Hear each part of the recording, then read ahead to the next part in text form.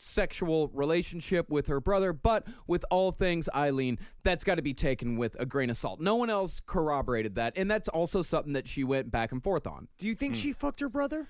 I'm really not sure. I mean, it's definitely possible, but it could be one of those things where she just says as many fucked up things as she possibly can just to get a rise. But we don't know who the father of this child is. No. Is it possible she named it Keith because Keith is the father? I think Keith is just the only male name she can remotely. The baby was given up for adoption, and Eileen returned to Michigan, where her grandfather, Lowry, kicked her out of the house as soon as she got back. And Eileen then lived in the woods at the end of the street, left to fend for herself in the Michigan winters. Her having that kid was kind of like the kickoff to her whole life. That was that was the first but biggest, like, getting kicked out of the house that, like, changed her. Because now she knows, like, once she learns that I can go into the woods of fucking Michigan and live and survive and figure it out, she starts now being like, okay, I have all the tools I need. I can just take my show on the road. Also, she got a lot of positive attention from being pregnant. I think that when she finally went to the hospital and they were like, finally actually caring for her. I bet you that time when she was pregnant was one of the most pleasant stretches of time she had. Well, she got sent to one of those homes for unwed mothers. And I don't know, some of them are very nice. I don't know how nice. I mean, the Florence Crittenton homes are still around to this day. So they just, like, slapping her belly, being like, get out of it, get out. Like, is it bad, that bad? I know she gave birth, she saw the child once, and then it was given up for adoption. Damn. Okay. Yeah. But when she got back living in the woods, she still had friends. She still hung out because it wasn't like she went out like 6 miles outside of town and was living in like a little shanty out there. It was the woods at the end of her street. This was like before urban sprawl. So, like, you know, you had suburbs where cities would just suddenly end and then it's just the woods. So she went down to the end of her street and just lived in the woods. And she would actually, there were other kids living in the woods. Like there was an interview, the guy that said that he saw the local pedophile peel the chicken eggs. That guy, he was like some poor like gay kid who got kicked out of his house, and he made a little fort out of tree stumps and lived out there with her. If they were animated characters, this is fun. If Peter Pan is actually a pedophile. This is Heathcliff. Yeah, this is Heathcliff in practice. And she's Heathcliff.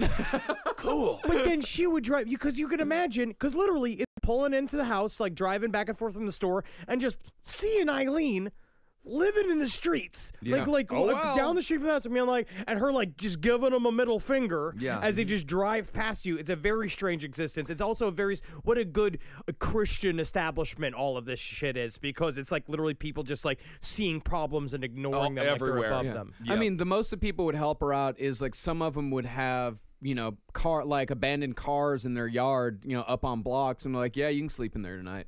And that's when she was lucky. When she was lucky, she'd have an abandoned car to sleep in. Sometimes she would have a blanket, sometimes not. Well, we've done our Christian duty. We're letting her sleep in the blown-out Cadillac. But don't worry, I pulled out the air freshener so it smells like my old ass. That's about right.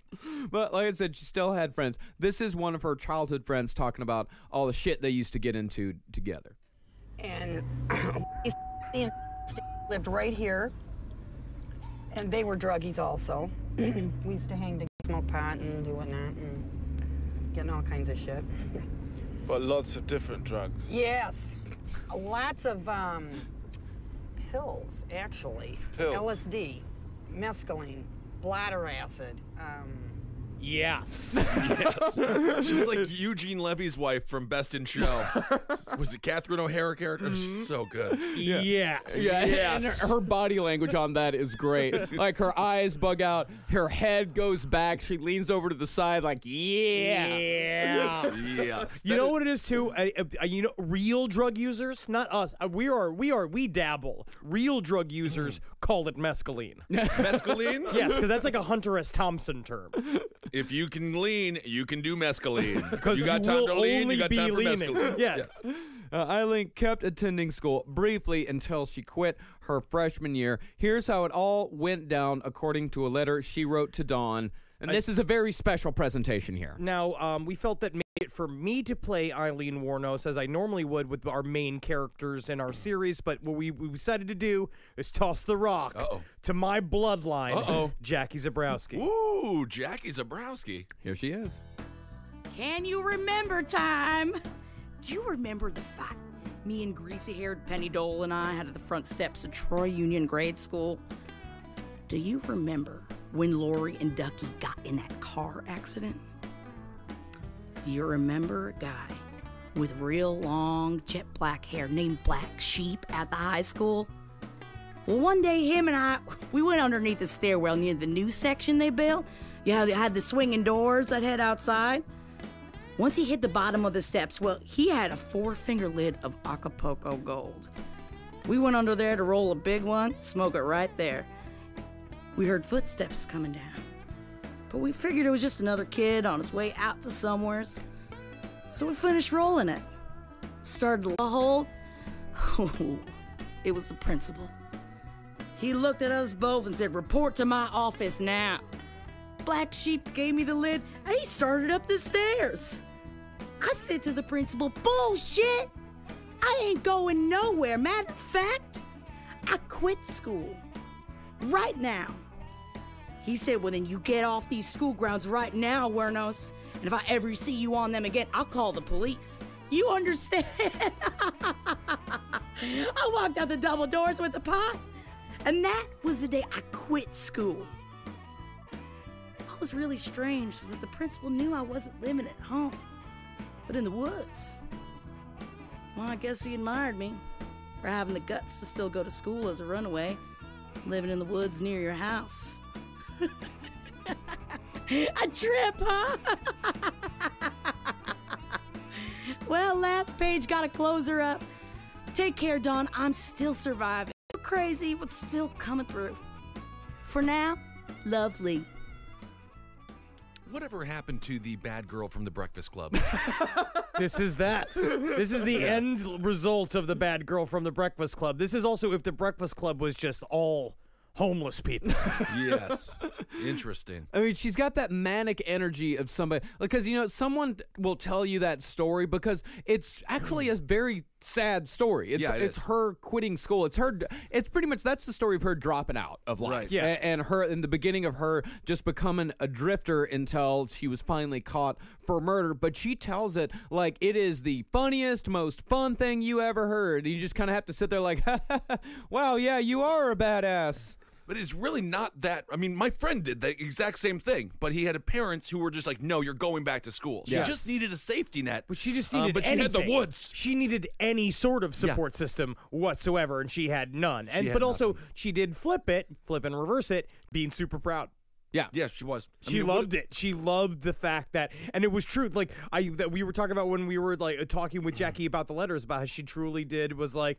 And, like, I think that he did admire me for still going to school even though I was homeless. Like, it was like, that's not true. It's like, he didn't admire you. He's probably very concerned about you. It's actually, well, I don't think he was concerned enough about her, and it is admirable to be homeless and go to school. Yeah, I mean, no one, the fact that she survived until freshman year, 9th grade, is impressive. I mean, I know, like, I've heard stories from listeners out there who've done that exact same thing. I mean, we've had people out there that were actually homeless, and then got out of it. And they figured out their shit. Yeah, they figured out their shit, and, you know, because I think there's a lot of people out there, and I know this because we have gotten letters from people who listen to the childhood stories of serial killers, and they write to us, say like, man, like, I get it, I was there, but you know what? I didn't become a serial killer because there are you hundreds believe of, in yourself. There are hundreds of thousands of people out there who had the exact same childhood as Eileen Worley Lucas or John Wayne Gacy, and you know what? They don't fucking kill anybody, and a lot of them actually turn out to be pretty fantastic people because they've had to have the strength to actually get through all of this shit. Yeah. Yep. Absolutely. Now, when Eileen was 15, her grandmother, Britta, died of cirrhosis of the liver. Eileen showed up at the funeral in jeans, walked up to the coffin, lit a cigarette, and blew smoke in her dead grandmother's face. See, that's pretty cool. It is kind of cool.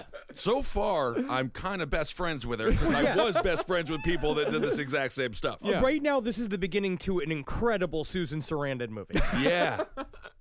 Needless to say, she was kicked out of the funeral, but not before she inexplicably switched out the signs on the men's and women's restrooms. It's just a fun little funeral goof. That is funny. Now to go in there, you could just see Grandma taking a shit. Isn't that Weird. funny? In the urinal? Oh, yeah. It says women's.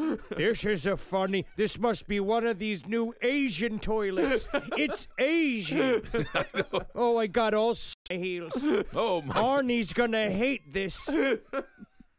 So with the only person who even came close to being a caregiver now dead, Eileen began her lifelong career as a drifter of the roadside hitchhiking prostitute variety. Ironically, the same career as many serial killer victims. That's kind of why she works as a feminist icon. The idea is she's flipping it. It's Batman. It's become the thing that everyone fears. Yeah. But she's still a fucking murderer. Yes, yes. Yeah, she's always remember that she is a murderer. But Yeah. Well, Batman's also a murderer. Batman doesn't He kill. did not kill. Yeah. Okay.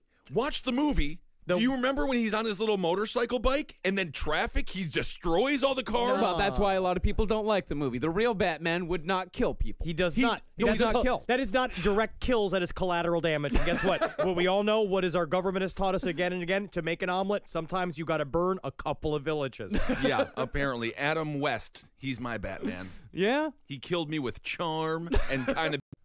I like that when men could kind of be fat. Yeah, that was fun. Yeah, George Reeves, the original Superman, he was actually a fat man. Yeah. Yeah. But he could still fly. Taft. He did not fly. No. No. Well, yeah, I mean, she did have the same career as a lot of serial killer victims, but that really does show you how fucking tough Eileen Wuornos actually was. She survived that life for 15 years before finally going down for murder. But that's not to say she didn't get into plenty of drifter trouble along the way. Put in your 18-wheel CD. We're about to go trucking. CD, motherfucker, I got a tape deck. Oh. Convoy. I just like saying convoy. It is fun. In May of 1974, Eileen was arrested in Colorado for DUI, disorderly conduct, and discharging a weapon from a moving vehicle, but she skipped town before she did any time. Now, in a letter Wuornos wrote to Dawn years later, this time Eileen found a decapitated and dismembered torso of a young girl under a bridge off I-80 right outside of Chicago. And Eileen said that when she attempted to report it to a truck driver, the guy couldn't give less of a fuck and just drove off. So nice you got to finally meet my wife, Lisa. Seems like you did it. Yes, I did. Yeah, never report any corpses on the Guilty side. as judged. Yeah. Truckers they're always the one that left the body. Yeah. I mean, That's there's what a they reason why the American highway system has been littered with bodies for decades. And big jugs of piss. Gatorade bottles that is not, jumping yellow. That is urine. Now, although there is more than a decade between this supposed incident and the murders, it could show some insight into the paranoia that could have driven Eileen to kill if these were the types of memories that were swirling around in her head. On the other hand, it could also show her talent for making up stories that justify her actions. Dilemma of Eileen Wuornos. If you believe this version, then she was the victim of a world that didn't care about people like her, and so she was fighting back as an avenger on the side of other prostitutes who were the victims of so many serial killers throughout the years. But if you believe other versions of the story she's told, then there exists in the world terrible people that can kill multiple victims in cold blood for a little pocket change and a couple days joyriding a car, who then lie about it to try and save her own ass.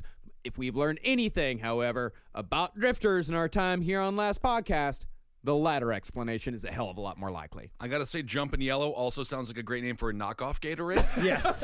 And if she was an actual Avenger, like next to Hawkeye and Captain America, that would be fun. They call me the Gulch Filler. No, that's another.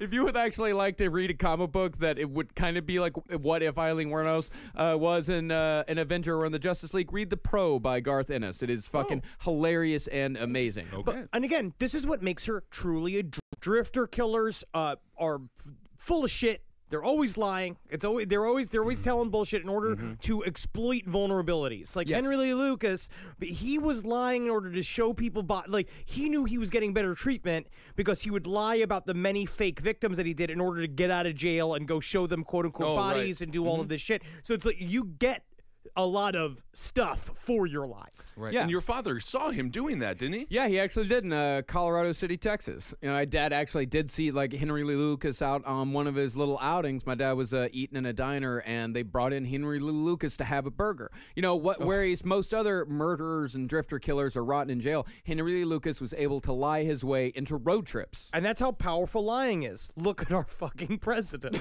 Oh, It's so absolutely. powerful. It's chaos magic. Every L. Ron president in Hubbard. history, every politician ever. Now, in Eileen's 20th year, her grandfather committed suicide by gassing himself in his garage by closing the door and letting his car engine run. But Eileen at that funeral, even to say fuck you one last time. Man, that must have been a happy trip to the garage.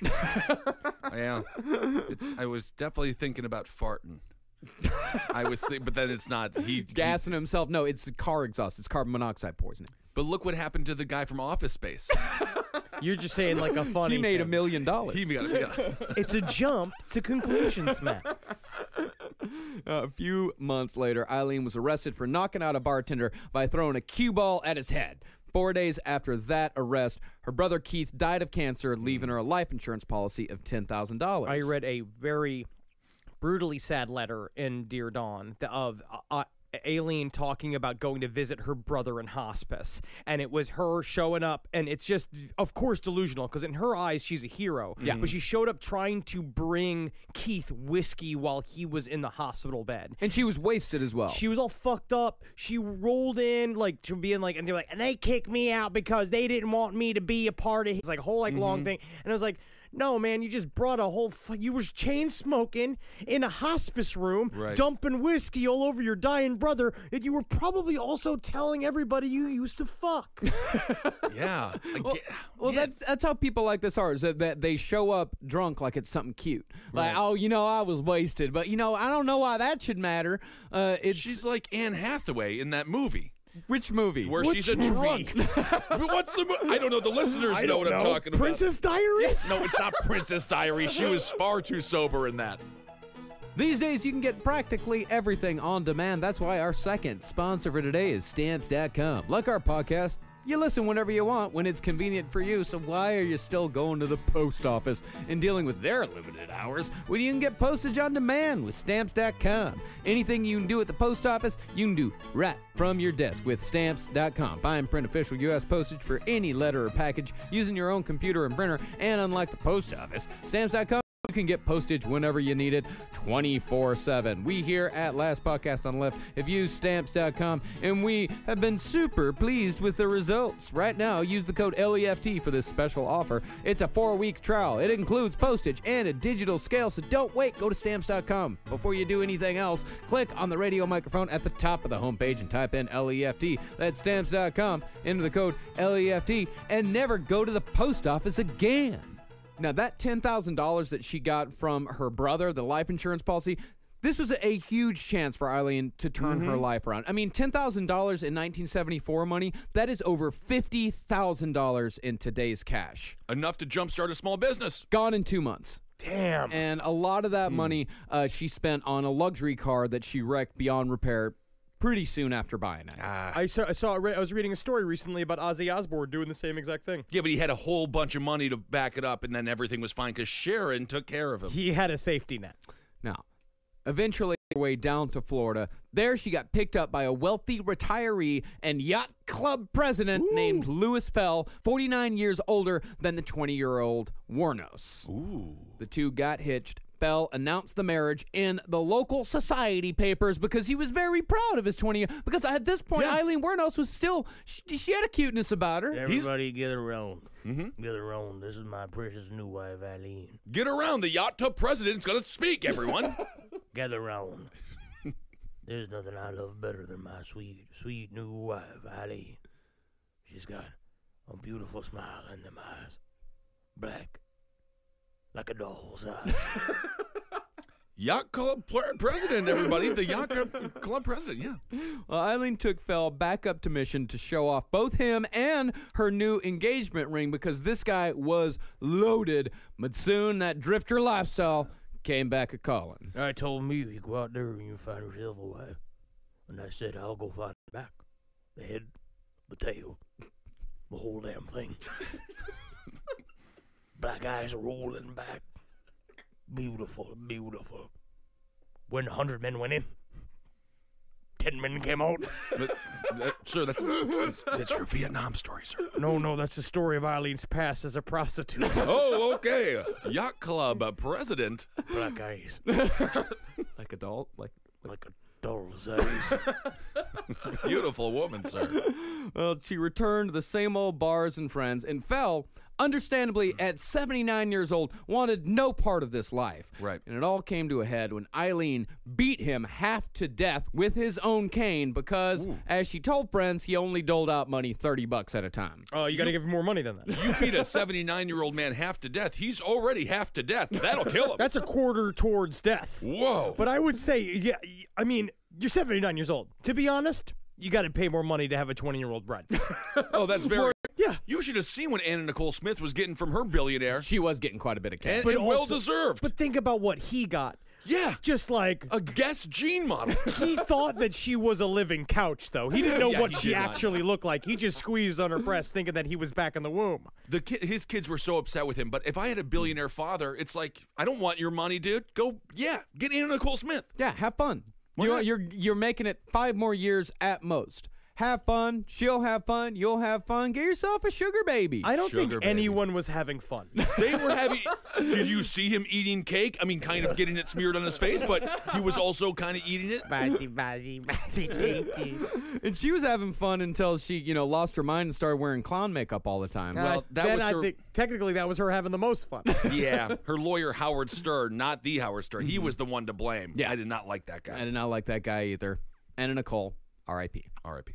Now, after the attack, the old man learned his lesson, returned to Florida, and annulled the marriage, and Eileen saw him again. Well, that's what happens when you go to It Never Really Happened lawyers. But it wasn't all bad times for Eileen. This is a letter she wrote to Dawn from prison detailing a night she had on the road with one of the biggest bands of the 70s. Say, remember the song Slow Ride by Foghat? I was in my teens, thumbing to Lauderdale off I-95 early in the evening. Comes this boss-looking vehicle, similar to this one enclosed. And guess who was picking me up? You still guessing? Good. Keep on for at least 5 more minutes. Eileen! Jeez! Okay, all right, okay. You turn the page. And don't get jealous. It was Lonesome Dave. For Foghat. For real! He took me over to his place where him and basically all the band lived. In Juno Beach, Florida, this joint was huge. Like a mansion. I got so stoned with him, I can't recall how long I stayed with him. But anyway, the place was Al Capone's old stomping grounds. And it was specially equipped with a helicopter landing on top, and likewise came with some more mafia tricks of the trade and the river it sat on, an underground boat entrance. And of course, I wound up going to bed with him. Typical. I couldn't help it, sis. The opportunity was there, and it was so unique. Especially with as hot of a band as they were then. I couldn't pass it up, so I did. And God, was he small. So tiny I couldn't. That bad, huh? Unfortunately, yes. It was so sad. Just so sad. Can you imagine the humiliation of being outed of having a small dick by a serial killer. Sad. It was, but you get the feeling she really did have sympathy for him for having such a small pecker. I guess that's where the song "Slow Ride" came from. Yeah. And where the name rise of his dick. and where the name Lonesome Dave came Oh, from. yeah, if you're the lead singer of one of the most famous bands in the world and you're still lonesome, you're no Tommy Lee, I'll tell you that. Lonesome Dave. Why they call you lonesome? Hey, Yeah. you ever have that problem where it's like you're trying to pee, but like you just keep peeing inside your pants because it can't reach outside the fly? I never... Lonesome Dave strikes again. And I found this out. They were British. Fuck I didn't know that. Can you believe that? The fucking I just want to make love to you and slow ride. British. That makes me mad. Yeah. That's us. Can you imagine how a British man reacted to Eileen Wuornos? Sorry. Oh, you're a bit of hippity-scop there, aren't you? Oh, you're all right there. You're all right, Rich. Where there, right? Ha ha. Oh, all right. Hey, give it up. Hey, there. You got something in the right there. Ha ha. All right. I just want to make love to you was more of a cry for help because he could. Just want to make love to you. Oh, man. So by 1981, Eileen had ended up back in Daytona and was living with a man named David Watts, a 52-year-old auto worker. It was smooth sailing for about 2 months until Eileen's temper flared up, which resulted in a big knockdown dragout. And Eileen, thinking the relationship was over, got drunk on a good beer, whiskey, pills cocktail, put on a bikini, and robbed a convenience store at gunpoint, making off with a few bucks and 2 packs of cigarettes. I'm going to make a bold prediction. Do that next week. That would be kind of hot, though. It would be kind of hot, although, yeah. No, she was, of course, arrested moments later, stumbling down the road drunk, but that was the plan all along. She thought that this whole stunt would cause Watts to come to her aid, pay her bail, and take her home, proving he loved her. This is the thing, ladies. Men are not psychic. We don't know that you are just putting yourself in jail just so that we can come and bail you out and prove how much we love. Tell us, communicate to us what you want. Ladies. Yeah. The only problem with that is she had just committed armed robbery. Did not think that through. But where did she hide the money? Just stuff it in the bikini. Yeah. But She had a it's got to go one place. She had a big front. I see. It just seems like, not what you should wear while taking a bunch of money. She called it her corrupted coin purse for a reason. Is it Prada? Well, that whole incident, 3-year sentence for her troubles. She only served 1 year, but while in prison, she placed a personal ad in a biker magazine for which she received hundreds of replies. And upon her release, she chose a 47-year-old engineer named Ed and hitched up to D.C. to live with him, borrowing his car to go back and forth between there and her old boyfriend David's place in Florida, usually stealing a thing or two at each place to take to the other. Why is this is such a Florida relationship? Yeah. I don't understand the whole, like, I'm fucking my ex, but I'm living with a new dude, and we're both, like, laughing about how I'm stealing shit from my ex, but I'm still blowing my ex, but I'm taking stuff, and he's like, take whatever you want, because that's how the relationship... Florida's fucked up. I know women have it very difficult in a lot of ways, but I do want to emphasize she had men to choose from. Yeah. Like, there's still always a lot of options. I'm not the best men. But she did have a lot of options for relationships. Yes. And at this point, so now she's in her mid-20s, still kind of put together. Yeah, she's in her mid to late 20s here. After a hellish 3 months of living with this woman, Ed finally managed to get rid of her after she drank so much one night she had to be hospitalized. Lee, listen, I love you. I love our special bond, but you are a lot different than your biker magazine letters said you were. All right. I thought we were going to start a business together. Right. And biker magazines, as trucker magazines are, usually people don't lie that much. They're fairly honest with their flaws. Oh, yeah, without a doubt. They're very similar to the magazines from Twin Peaks that Laura Palmer was in. The back of. Yeah, and I had a buddy whose dad was a trucker, and he used to leave those magazines just laying around his house. They were disgusting, but we were like 13, so we'd still look through them. Yeah, My father refused to allow people to swear on the CB. Your dad was a truck driver. And he was a preacher truck driver, and he saved a lot of lives. I think also, but he saved lives, but the majority of preacher truck drivers take a lot of lives. I think they're responsible for normal truck drivers. No swearing. Let's remember that. Now, if you haven't figured out, Eileen had a bit of a tumultuous history when it came to relationships. Here's another letter to Dawn talking about one of her stranger encounters. So I was dating a couple of officers. This police officer, John of mine, takes me over to his house, right? He wants to watch a few videos on sex. Okay with me. No problem. So we watch a few. Then he looks over me and says, Lee, you want to see one that'll really trip you? Me? Sure. So he pulls his video out from behind the TV. There's 4 of his buddies in uniform. Then he explains the 4 women are 3 of the officers' wives, 1 a girlfriend. And the department shepherd is there. The 4 male officers in uniform now proceed to start cornholing each other in the ass. While 1's girl, then 2 are making out with each other. And next it flicks onto the girlfriend of the officer. She's getting balled by a dog. I flipped out, all right. I told him to hurry up and shut the tape off. Then I just sat there with a drink in my hand, guzzling down, going, God. And these are cops. Then he tells me he was the video man screening the whole thing. Oh, I started to decline dating him. And finally, I was just not seeing him anymore. Every time I saw the officers, I just wanted to spit good hawks in their faces. Sick animals. Well, seems like they ain't used to be no more, I tell you what. All right, I gotta go now. You take care.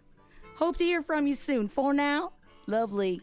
Aileen was really the Samantha of her group of friends. Yeah, I just love that story. Okay, Bye. I mean, that's every single story that she wrote. You know, that letter that she wrote about finding the decapitated corpse on the highway, I was like, that was the time that Lee found the decapitated corpse. All right, bye. It also seems like all scenes from The Real Housewives of Tallahassee, if that was a reality show.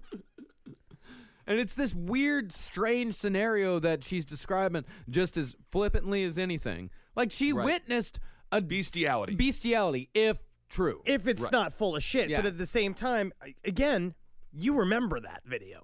Yeah. Because you'd see it and be like, well, wow. Yeah. Wow. Never put a VHS tape in unless it says Uncle Buck. And then that is actually Uncle Buck. It was me. I was dating this cop officer, and he's like, do you want to see this video I made to really trip you out? And I was like, me? Yeah, for sure. And he put it in, and this circle showed up.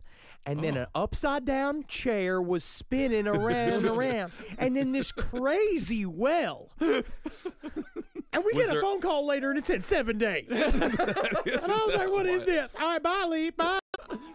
Today's last sponsor for the last podcast on the left is Casper Mattresses. You know, the Casper is an obsessively engineered mattress at a shockingly fair price. Supportive memory foams create an award-winning sleep service with just the right sink and just the right bounce. Try Casper for 100 nights risk-free in your own home. If you don't love it, they'll pick it up and refund you everything. Casper understands the importance of truly sleeping on a mattress before you commit, especially considering you're going to spend a third of your life on it. They got free shipping and returns to the U.S. and Canada. And with over 20,000 reviews and an average of 4.8 stars. It's quickly becoming the internet's favorite mattress. I got a Casper mattress. Henry's got a Casper mattress. Ben's got a Casper mattress. And we all love it.